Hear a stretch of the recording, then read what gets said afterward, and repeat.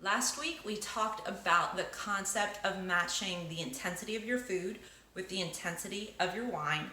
This week, we're going to talk about acidity in food and wine.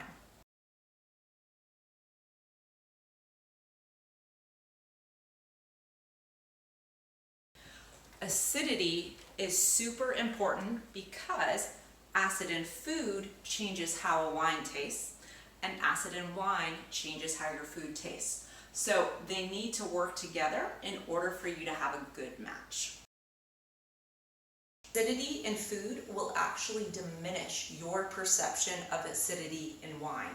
So if the food's got more acid than the wine comparatively is going to lose its structure. It's going to taste flat, flabby, just kind of lose all of its oomph.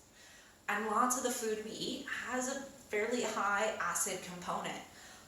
Anything with citrus fruits in it, marinades, salad dressings, a lot of seafood dishes, those are fairly high in acid. Your vinegars, so a lot of Asian cuisines, anything with mustard in it, again, lots of marinades, higher in acid.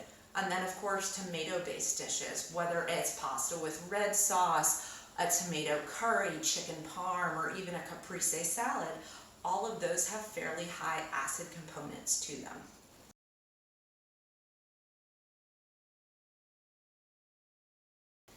Imagine taking a sip of lemonade. Just by thinking about it, you already might start to feel that tingle in the back of your cheeks, your lips might pucker, your mouth might even water a little bit. Those same elements are there when tasting acidity in wine. Now, we already talked about how higher acid foods will actually diminish your perception of acid in wine. So you don't want to do a high acid food with a low acid wine. That won't work. The wine will taste flat. But if you've got a lower acid food and a higher acid wine, don't worry, that's fine.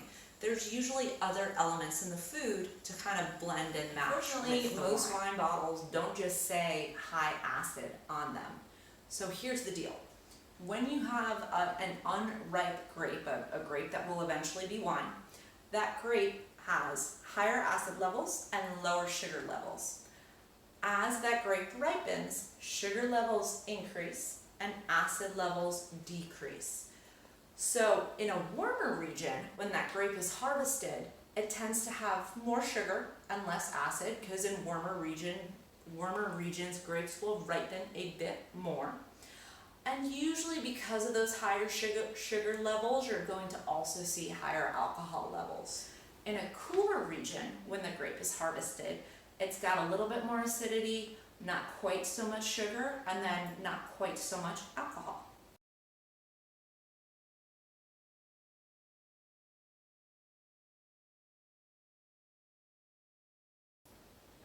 So examples of wines that are typically higher in acid.